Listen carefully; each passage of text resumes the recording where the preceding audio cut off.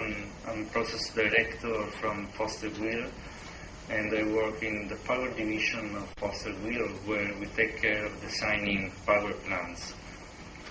Today I've been asked to talk to you about the latest development of Oxy-fuel CFB technology for power generation. And I will do that, and I will make reference to the Foster-Wheeler FlexiBurn CFB boiler concept that has been developed for the Compostilla project. Very quickly, I said this today earlier, but maybe someone was not there, but very quickly, for those of you who are not familiar with Foster-Wheeler, Foster-Wheeler is a global engineering, procurement, and construction company, but also is a power equipment supplier. So we are listed we are a Nasdaq listed company, and our headquarters today is in Reading, UK. We have permanent offices in 30 different countries, and we have more or less 13,000 employees worldwide. And what is important to say is that we have two main business groups. One is the Global Engineering and Construction Group, where I belong, and the other one is the Global Power Group. So the Global Power Group, as I said, is the power equipment supplier. So I will talk to you mainly of the boiler today, even if I belong to the Global Engineering and Construction Group. But I will try to respond to your questions. If not, I will pass your questions to my colleagues of the Global Power Group. The Global Power Group, they do supply steam generators, auxiliary equipment for the power plants. We are a leader in the market, as has been said several times by John Topper as well, for our circulating fluidized bed technology. We also supply pulverized cone boilers, gasifiers, biomass boilers, and so on. But also we do some aftermarket services in the power market, and we also follow environmental products. But also we have experience from our plants. We have experience from the operation of our power plants.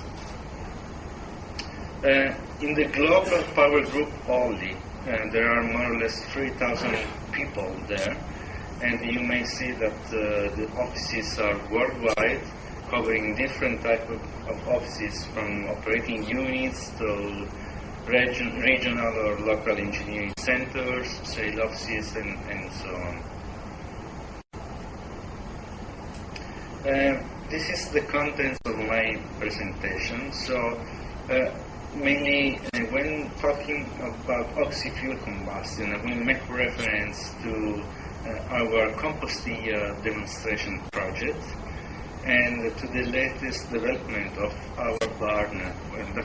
Our burner is called FlexiBurn CFB technology because it has the flexibility, it has the capacity to be in operation either with air or oxygen. So you can choose during the operation of your plant if you're running in air. I will show you the design basis of the project, the main design basis, and then I will go more deeply in detail on the concept of the boiler. And I will show you what is important, what the feedback that we had from our pilot plant at Tilden. We have a pilot plant at Tilden running an Oxy mode, and the size is 30 thermal megawatts. And this provided a lot of valuable support for the designing of the lab. I will show you what are the main performance parameters and what are the key design factors that has been taken into account while making the integration between the boiler and compression and purification unit. And I will last with some general conclusions. So let's start from the Compostilla project. But before going deeply into the project, very quickly, for those of you who are not familiar with the oxy combustion process, I go quickly, I said this today, But the key factor here is that the combustion of the feedstock is not made with air, but it is made with oxygen. So that means that you lose a high part and the major part of the nitrogen, because nitrogen is not there. There is an air separation unit upstream making the separation of the oxygen and nitrogen. And so you lose the volumetric flow of the nitrogen entering the unit. And that means that if you want to control the temperature in the boiler, you want to keep the volumetric flow very similar to the air mode, then you need to recycle the major part of the flue gases, which are composed of CO2. And this is a key factor. So when you make combustion with oxygen, the flue gases are mainly composed of CO2 and water. So after a standard cleaning system of the flue gases, taking out ashes and SO2, then you can recycle part of the flue gases to the boiler. The remaining part instead is sent to a compression and purification unit. So what does CPU? It makes a cooling of the flue gases in order to remove the inert gases and separate the CO2 and cool down the CO2 and make a liquid CO2, which can then be sent to a final storage location. And I'll go very quickly on this as well. And what is the status today of oxy-combustion? As I said today, oxy-combustion started in 1980s, so a while ago. And the first large-scale plant, not large-scale, small demo plant, but full-chain demonstration plant, was built in 2008 in Germany. This was the Schwarze Pumpe. And then we had other pilot plant running in oxy mode. You may see we have LAC in France, we have Fuden, which I mentioned before in Spain, and then there is Cowlight in Australia. There is another project in Germany. So where we are now, there are many suppliers which are available to supply their technology. So they can also provide guarantees. What we can say in general terms that technology are there, they are mature, and they can be used at large scale.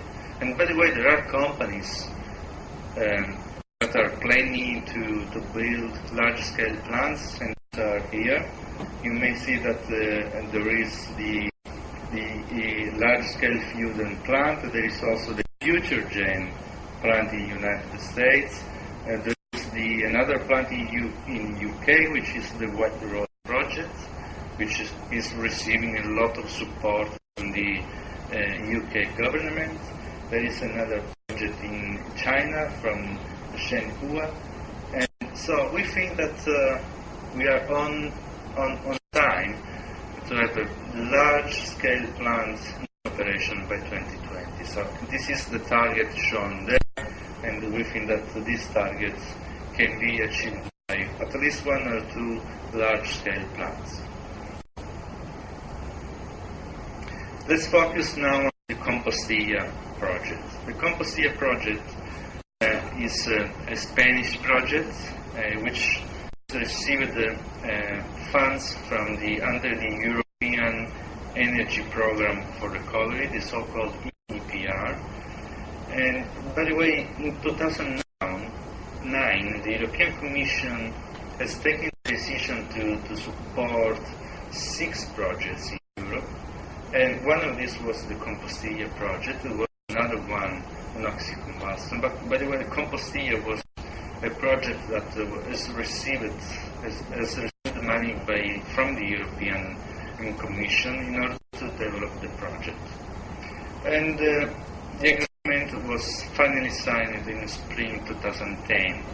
And the beneficiaries are Endesa Generación, Fuden, and Fossil Wheeler.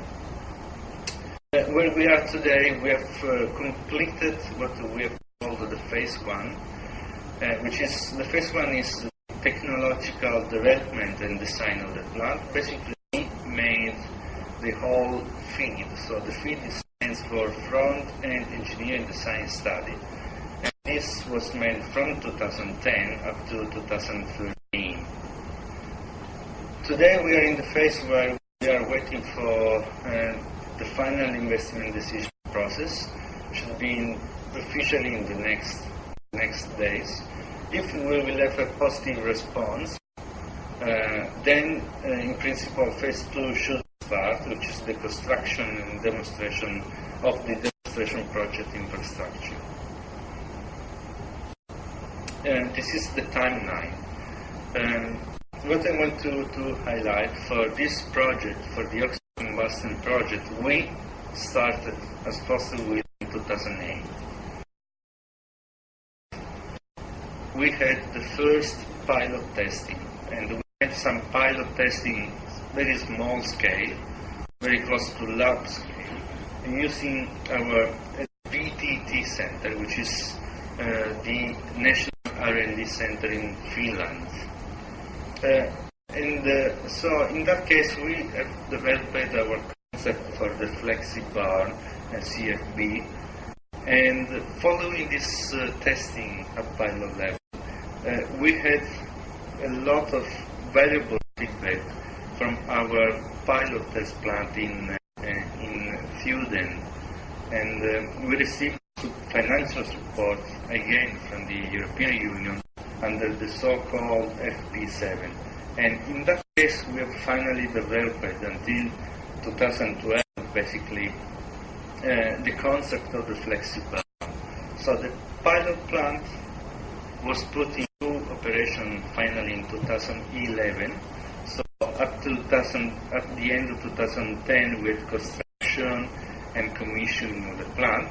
Then in 2011, this pilot plant has been put into operation, and a lot of testing is ongoing, and we are fully booked until the middle of the next year for testing different fuels and different operating conditions, and this will last by spring of the next year. Meanwhile, we've developed the engineering activities for the large-scale plant, Thuden. We are now here for the official final investment decision and eventually going into the phase 2, which is the construction and the operation of the plant. So, development of the burner, what we did, as I said, we received the support from the EU under the FP7 project, and we made a lot of experiments in small and large scale pilots, and we studied materials, we studied the performance, we did dynamic simulations, and we tried to optimize the concept of the oxy-fuel burner. And this was taken into account for the design of the boiler at large scale for the Compostilla projects.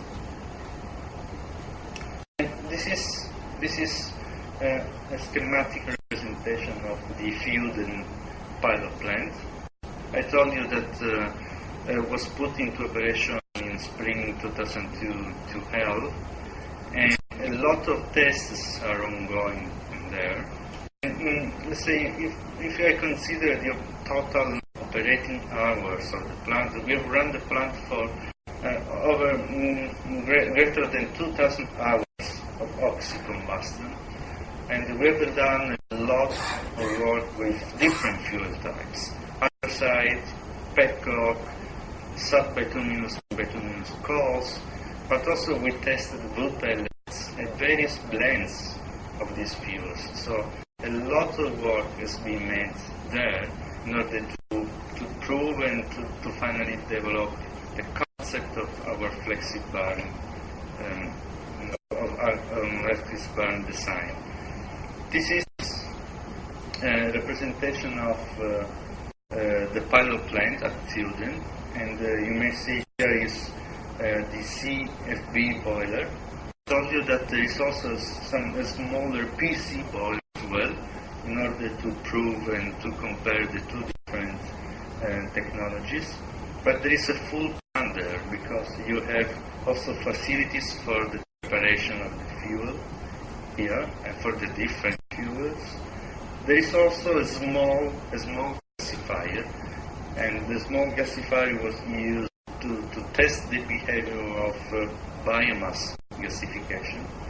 And then we have facilities which allow to make the mix and preheating of oxygen and the flue gases which are recycled back to the boilers. And then we have some common gas cleaning systems there. And downstream this part, there is also this compression and separation unit, which has been supplied by Air Liquide, which makes the separation of the CO2, and then there is a final release of the vent gases through the stack.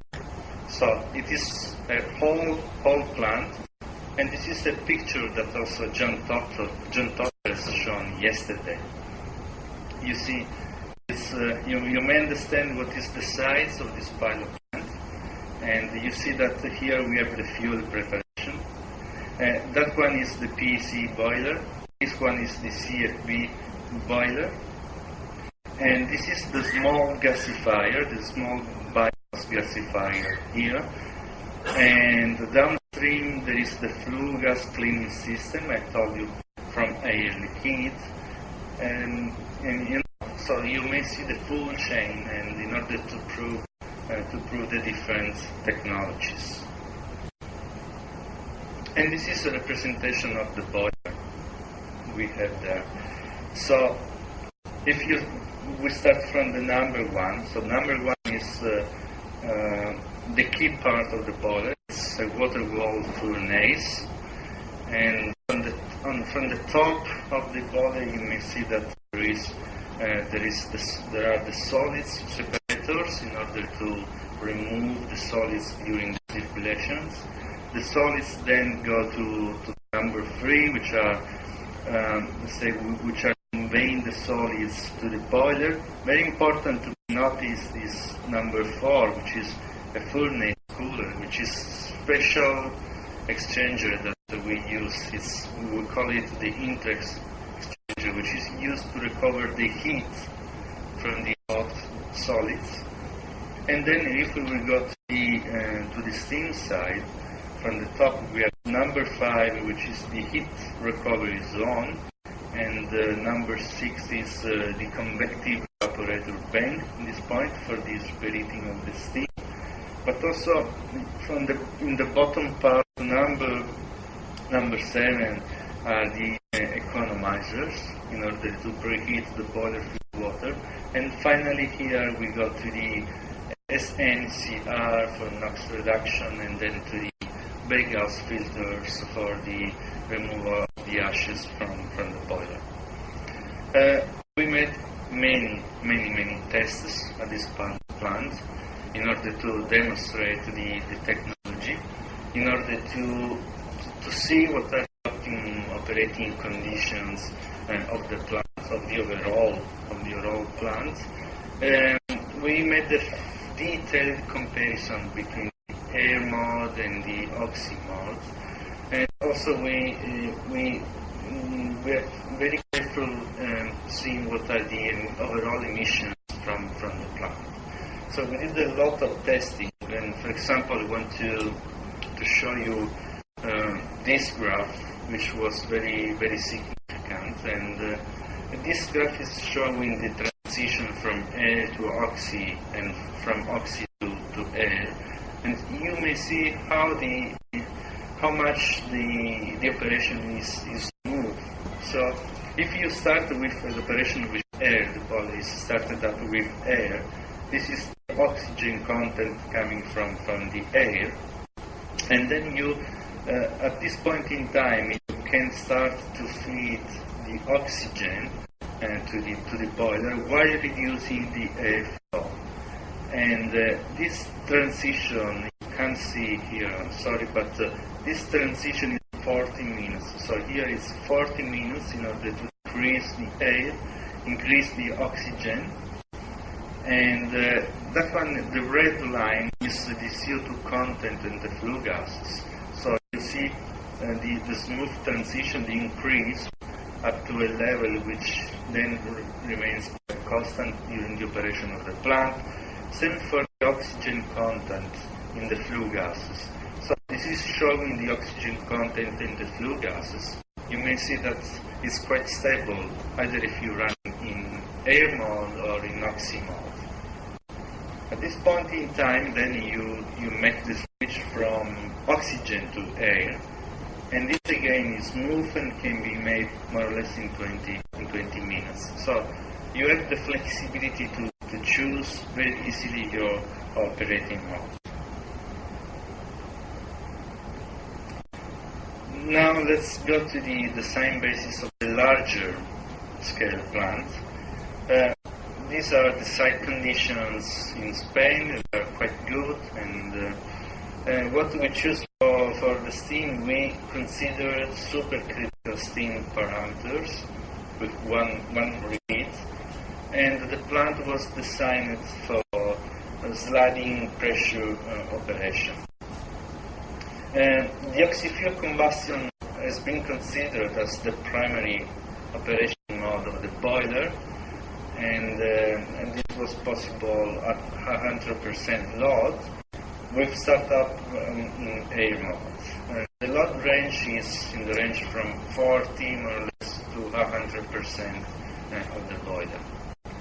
The feedstock, the same feedstock to the boiler, it is a mixture of 70% Spanish anthracite and 30% petcoke.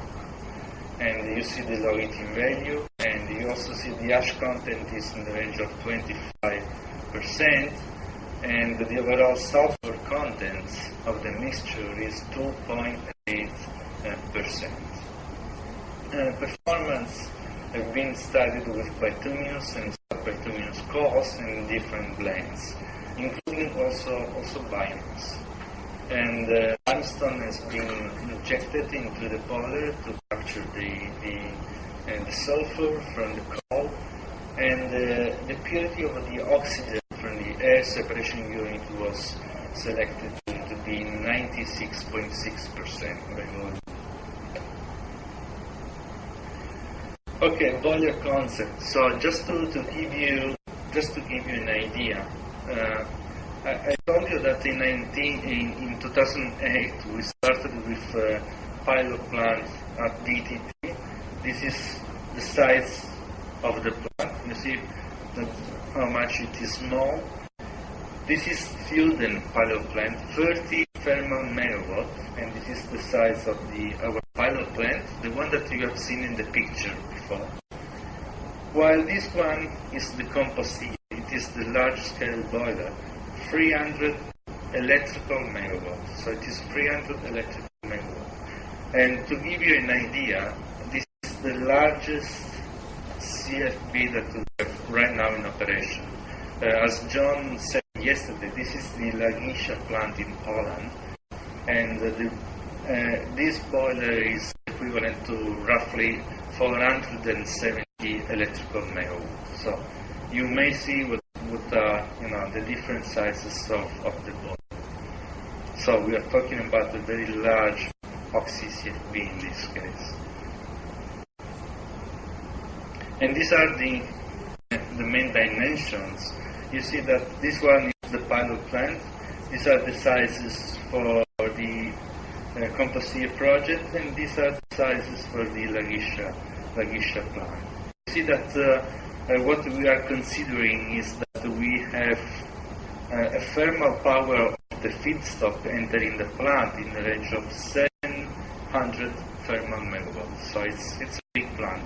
And the condition for the steams, we have almost 280 bars for HP steam and 600 degrees C, and again 600 degrees C for the reheating of the steam coming from the steam turbine.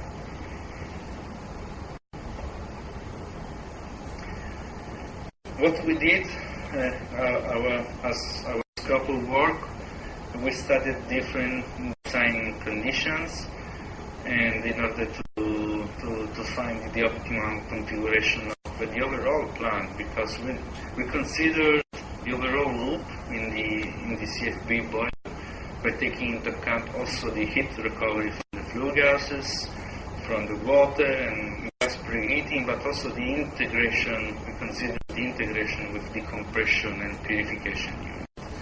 So we did basic engineering of the boiler part, and also we made some design verifications based on the conclusions, based on the feedback from the pilot plant. Okay, so this is the final design of the boiler, and let's go through it. I think it can be quite interesting. So we have the fuel, the coal, and the limestone entering the bottom part of the boiler, and combustion is in this point in time, and this is the membrane wall boiler. So steam generation is through the membranes of the boiler. From the top part, we have the heat recovery from the hot flue gases, and in this point we have reheating of the steam, superheating of the HP steam, reheating again up to the economizers for preheating of the boiler feed water. And then we also have a very low heat recovery for recovering of the heat at low temperature by preheating the boiler feed water, which is sent to the turbine pylons for following steam generation. So quite a low temperature, we go to the big house filtration, so for the removal of the ashes.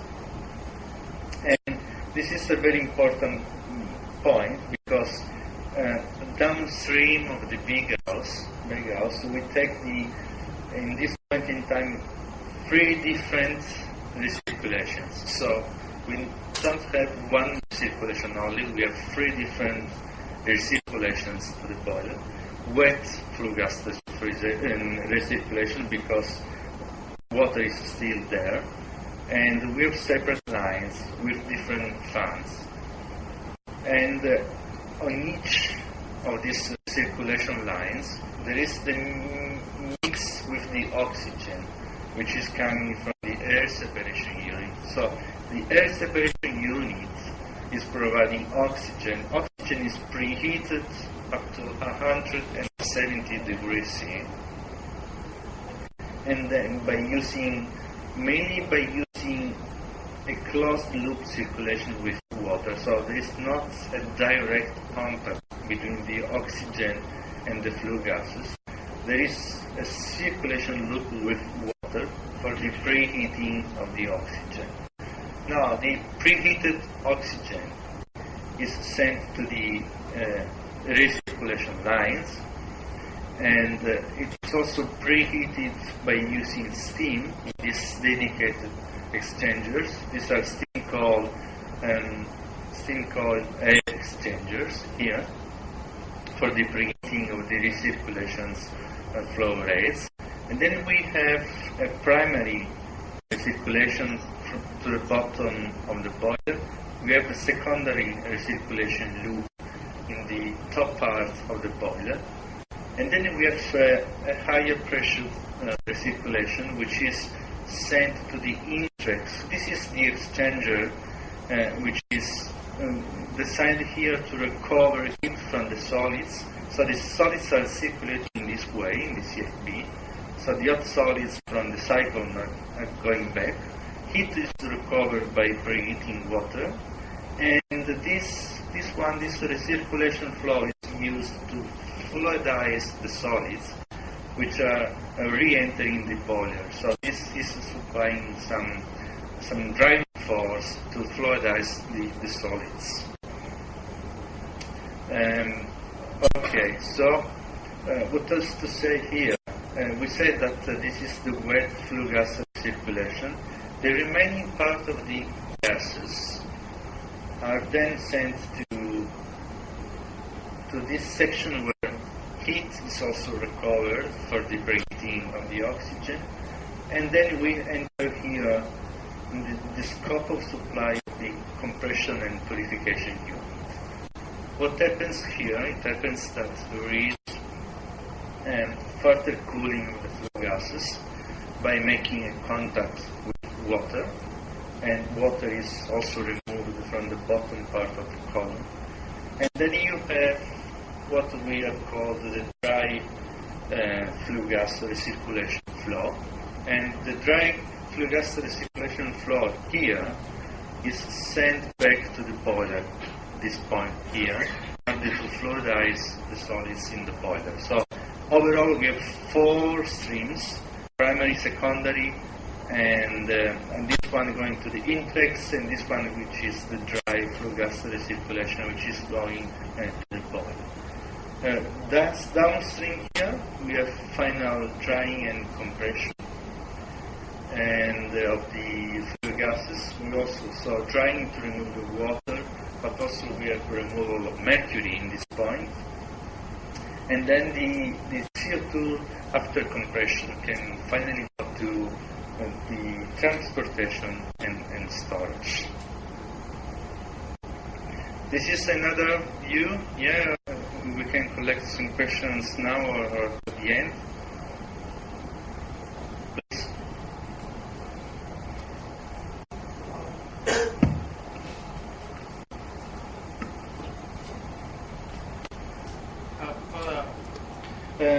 The primary is in the range from 10 to 15%, 30% the secondary recycle. The remaining is this one, but the majority is this dry flue gas recirculation. So the majority is going. You are sending it out, and only how much part is being recirculated of gas? That is flue gas. From the flue gas. Overall, the 60% of the overall flow. 60% of the flue gas is being recirculated. Yes. Overall. And of this 60%. This is more or less 15%, this is more or less 30%, the remaining one is this one, and this one. So do you maintain a negative version of the conductor or a positive version? Slightly positive, slightly. Is it possible to maintain a fully negative version of the conductor, because it won't be, even if just... Negative pressure you cannot maintain. It's not maintaining negative pressure. It's not supplying the driving force. And the driving force is usually these fans here, and then you have another fan here. So you have a lot of fans. Okay, so I think that will be it. Let's take the question at the end. What do you think? Because there are lots of way of representing the circuit here for the water and the steam. And you see that the water is the blue line coming from the pumps. It is preheated in the economizers at the top. The water is also preheated in the intrex exchanger. Here there is the steam generation in the furnace, and this is the steam cycle in the end, because after the generation and reheating in this part here. And these are the exchangers for preheating of the recirculation flue gases. This is a view of the boiler. So the boiler is supplied by Siemens. It is licensed by Siemens, and you may see that here is the water wall furnace. The furnace is with gas tight membrane wall structure, and this is the main generation of the steam. And number 2 is the intrex, I told you, for the recovery of heat from the solids, while number 3 on the top are the cyclones for the separation of the solids. Number 4 and 5, this is the heat recovery for superheating of the steam, while number 6 in this point are the economizers for the HP and high temperature and low temperature economizers. And then number 7 is the outlet from the boiler for the filtration, going to the filtration of the flue gases. We did a lot of 3D modeling also of the boiler, and we cooperated with a Finnish University of Technology, LUT, and with the objective of having a uniform temperature and in order to check the flue gas and heat transfer profiles in the furnace. So this feedback was very important in order to check the geometry of the furnace, in order to check what were the optimum points for injecting the fuels into the boiler. And you may see that we made these simulations either in Oxy mode and in air mode, and this is just an example of the results while checking the heat flux. And you may see that the heat flux distribution into the boiler is quite uniform, either if you consider oxygen mode or air mode for the boiler. Very valuable feedback from this 3D modeling.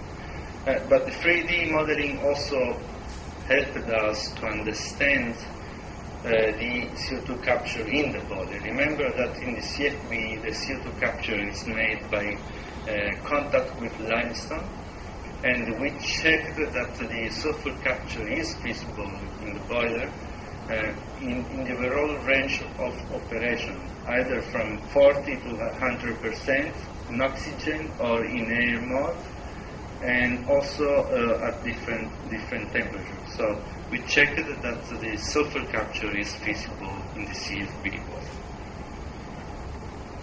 And a lot of work has been made also with Siemens. A lot of work was made with Siemens in order to check the thermohydraulic behavior of the boiler, in order to confirm that the materials were adequate to support, to withstand with the oxygen and the air. And we came up with the conclusion that the design provided by Siemens for the boiler was quite reliable, but also the selection of the materials in the equipment. Regarding a few words for the controls of the boiler, the control system has been designed in order for the operator to select the boiler load control mode from steam pressure control or steam flow control. So there is a dedicated boiler master controller which controls the fuel, the feed water, and also the air, oxygen, oxidant flow in order to meet the required pressure and mass flows at point radius. And this boiler master controller communicates with the ASU master controller and the CPU master controller. And in general terms, the ASU follows and CPU follows. This is the basic approach. And the air separation unit keeps the pressure in the gaseous oxygen duct as a set point. And just in case, if required, if there is a low pressure in the duct, then you may utilize some local storage. While the CPU adjusts the pressure at the inlet, and that means that the boiler CPU interface. This is a final layout of the boiler, and you may see we talked about the boiler. This is the majority of the boiler, but there is also a lot of ducting which is required because of these recycles from the flue gas cooling back to the boiler. And the red lines are the two recycles, and you see that this is the exchanger. These are the mixer with the oxygens. Then there is the exchanger for preheating the recirculation. This is the oxygen coming from the air separation unit, and there is a dedicated building here, which is mainly where there are the different fans which provide the driving force to the flue gases. And the remaining part of the flue gases is then sent to the final cooling. to the final heat recovery cooling section, as I said, and finally this is the outlet from our scope of supply. This is the inlet to the compression and purification unit from Air Liquide. I think that can be very useful if I show you a short video which give you an idea of the overall plant.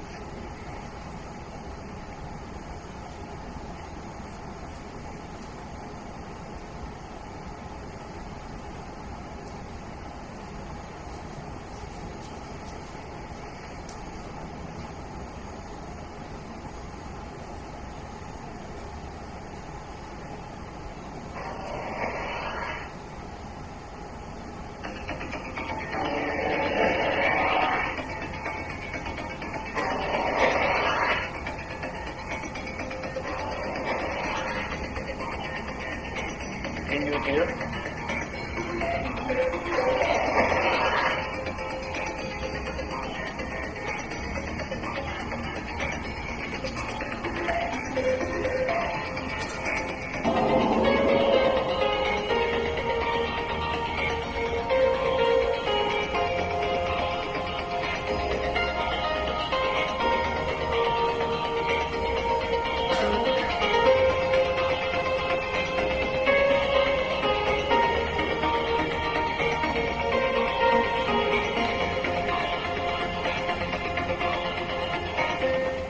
The aim of the project Oxy-CFB 300 Compostilla is to analyze the technological feasibility of the capture, transport and storage of CO2 for thermal groups of coal on an industrial scale using oxy-combustion technology on a circulating fluidized bed.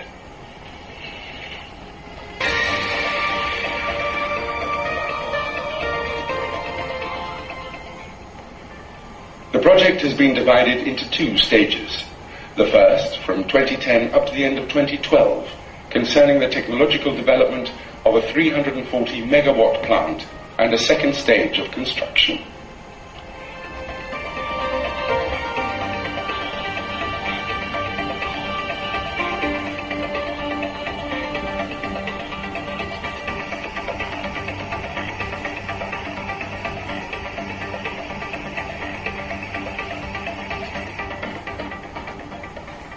The first stage, development of the technology, has been funded by the European Community as part of the European Energy Programme for Recovery, in which FEUDEN is in charge for the construction of 3 technological development plants. Foster Wheeler for the technological development of the CFB oxy-combustion boiler, while Endesa is carrying out the feed engineering of the CCS plant of 340 megawatts and the coordination of the whole project.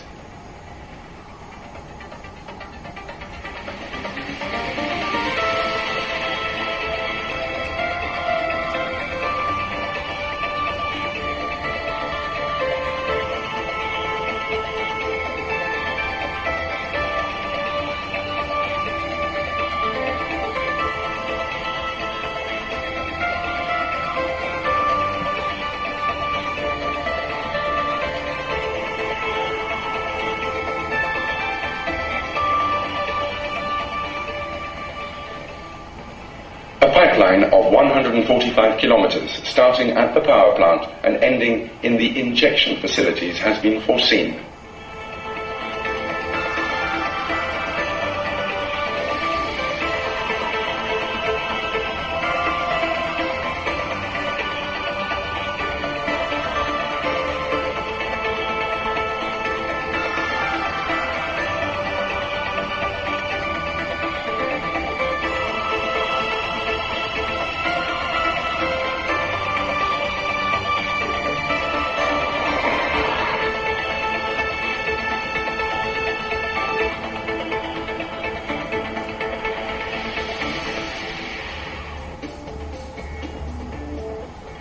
The project is located at Compostilla power plant site alongside the 5 thermal groups owned by Endesa. Located in the Bierzo area of northern Spain, in Cubillos del Sil, this area is known for its industrial culture, with an important tradition in the coal industry.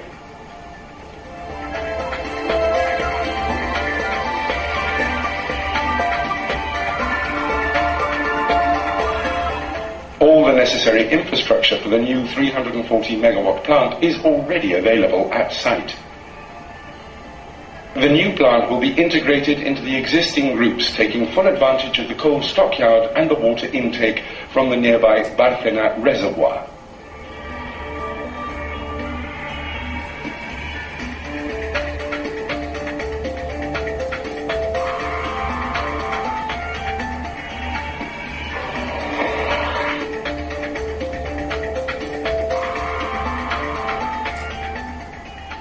The construction of capture and storage sites of CO2 will allow the generation of electricity via combustion fossil fuels in the coming years, without negative effects to the environment. The aim of the FEED study developed during the first phase of the project has been to analyze the major equipment involved in the process and the identification of the critical points of the different units and their integration. From the FEED study, a detailed and optimized technical economic design has been obtained for a highly efficient electrical generation plant operating with fossil fuel. In conclusion, the project Oxy CFB 300 will be a guarantee for the future, respecting the environment whilst generating electricity from non-renewable sources.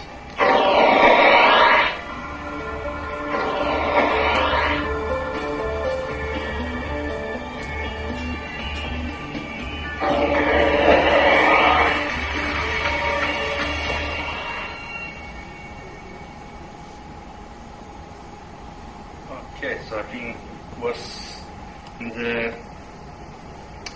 Let me continue on giving you some details regarding the feedback from our pilot plant. I mean, the design that we have considered for this large-scale plant takes into account the feedback from the pilot plant. And basically, there was an important modification that we did in this large-scale plant regarding the sulfur capture, because we checked the behavior of the boiler plant in oxygen and in air mode.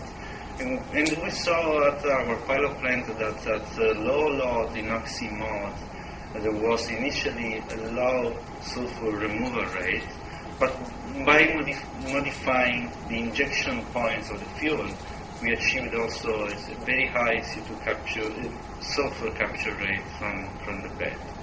So that's to say that the feedback coming from that plant has been taken into account, and also for the Intrex design, for the combustion section, and for the proper design of the heat transfer coils in the boiler.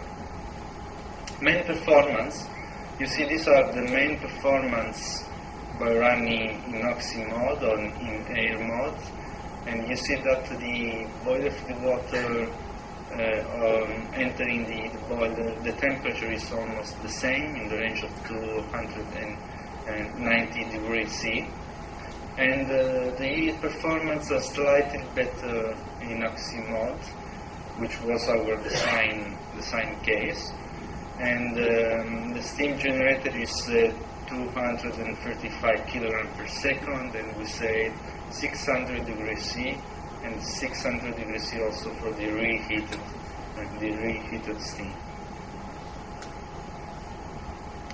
Other boiler performance, and the sulfur capture now is slightly more efficient in oxy mode, and that means that to meet the specified SOx content in the flue gases, then you need to use some lower limestone injection into the boiler.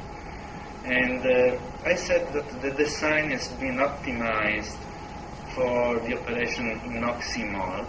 That means that for the heat recovery from the flue gases, the exchangers are designed for this operating mode, and this means that only partial heat is recovered when running in air mode.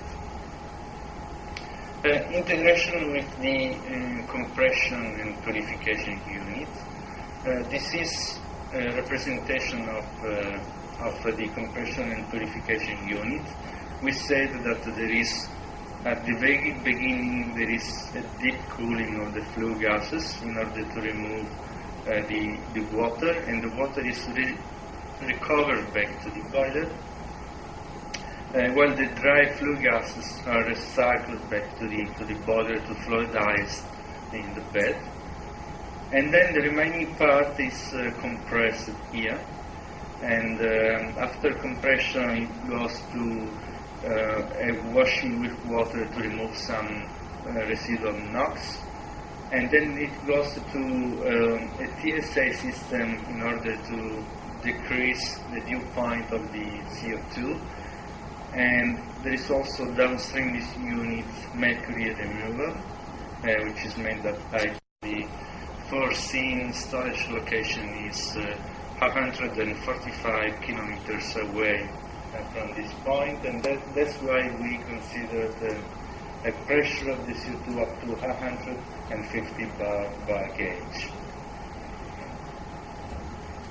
This is another representation of the diagram, and you see that there is a deep integration with the turbine island in terms of water and steam exchange.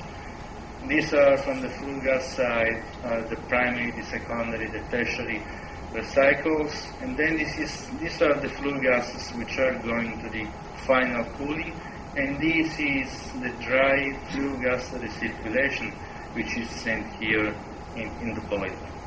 And maybe something that you have also noticed on the video, there is not a stack for the flue gases, final flue gases which are released to the atmosphere, or also released to atmosphere during air mode, because the flue gases are sent to the natural draft cooling tower. So the flue gases are sent to the atmosphere through the cooling tower, which is a natural draft cooling tower. As a conclusion of the speech, what we can say is that the boiler design based on the Foster-Wheeler's FlexiBurn CFB technology has been developed for the capture plant feed in the Compostilla project, and the FlexiBurn technology has been already demonstrated successfully for carbon capture in large pilot scale at Fiuden, as we discussed before. And the experience that we had from this pilot plant has been used for the validation of the boiler design and of the process models for the large-scale plant. But also the feedback was very important for the integration of the CFB boiler and the compression and purification units in order to try to maximize the efficiency of the plant. What we need to say, I said this today as well, we think that the capture technologies must be considered as available. So they are ready for demonstration at large scale, and technology suppliers like Foster-Wheeler or Air Liquide, they are even able to discuss guarantees for this plant type. And of course, I told you that there is a final investment decision in progress now, but the outcome will not depend on technical issues. So I think that the final investment decision gate is heavily conditioned by other factors. It's heavily conditioned in Europe by the local market conditions, and it is conditioned by financial and regulatory issues, as well as public acceptance. So the final investment decision gate, in our opinion, is not a technical issue. Thank you very much for your attention. Thank you.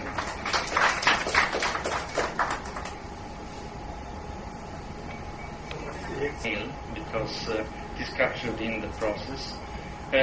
While running in Oxy mode, with milligram per non-occupied into the flue gases, can be easily achieved. And you said, if I don't remember, the sulfur content is 0.5, so it is achieved with limestone injection into the boiler. There is no need of flue gas desulfurization. So up to 3 to 4% sulfur content in the coal, the sulfur is captured in the boiler, and there is no need of FGD. I am sure excess oxygen. Sorry? Excess oxygen. Excess oxygen. You have to have something in the range in the flue gases about 6% oxygen. So that's is driving excess oxygen. Sorry, I was thinking about the SOx, but anyway, I think that because someone asked me about SOx before. So.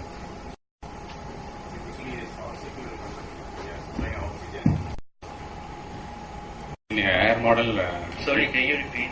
sir, in air model, we are supplying oxygen through air, sir. This is 20% only, around 20% only. Yeah. Well, in the Oxy-fuel combustion, we are supplying oxygen only. That is requires only 20% of the oxygen is we are going to supply. But recirculation is you are taking only 60% of the flue gas for this. That means 1.6%. That means 160% of oxygen content is we are supplying for the boiler. Means volume of oxygen plus recirculation. How it meets your requirement? Am I clear? Sorry? Am I clear your question? Yeah. If I understand your when the injection of air into the boiler when you run on air instead of oxygen, and this is has been taken into account when designing the fan. So in my previous graph, you see that, I think that you have noticed that there is also air injection, and during the air mode, air is coming through these fans here, and these fans here are designed in order to be operated either air or oxygen. Yeah, when we supply air, there will be 20% more volume of air to the furnace. That means suppose we are supplying 90%. You're supplying when you're running on air mode. Air model.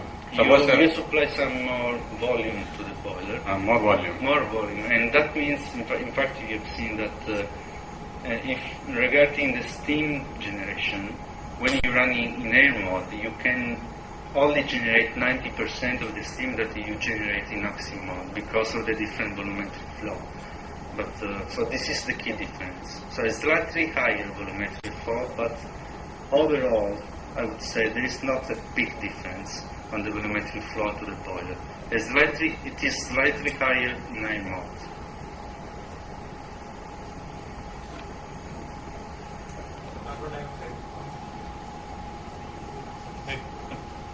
The captured carbon dioxide, after storing, for what purpose it is used? Storage. So it's only storage in depleted saline aquifer, and the main reason is to avoid the emission of CO2 to the atmosphere. So it's stored underground. Can't be used for anything. Sorry? It can't be used for anything. Not in this case, because the most reasonable way for using CO2 is for enhanced oil recovery, but there is no oil in that region and it's simply stored. That means that it's a pure additional cost for the plant. And when I'm saying the final investment decision gate is in jeopardy, not from the technical point of view, but from the economic point of view mainly, this is the main reason. You need to build a very long pipeline, 150 kilometers, for injecting the CO2 and storing the CO2. And injecting the CO2 and monitoring the CO2 is another part which is very expensive. So that's why the main reason for stopping these projects are economic reason or public acceptance as well. You have provided a bag house for this filter as separation. Is there any significance? And usually this in power plants will go for electrostatic precipitators. You have given a bag filter. Yeah, that one is a bag filter, and my colleagues, they do think that they can meet all the regulations here, which are very strict. And if you want to have some further feedback, why this one and not ESP, I need to ask to my colleagues. So, but I can take your question and ask them and giving you a response. Usually, in power plants, they are going for electrostatic precipitation because of this high pressure difference. I've seen both, to be honest. And in that case, we think that big gas is adequate, and that was the selection anyway. Because so you already removed sulfur in the furnace. Yes. So the has no sulfur. And ESPs are used to one thing. and Sulfur. and you may reduce the cost, the overall cost of the plant. So sulfur is not there. Yeah.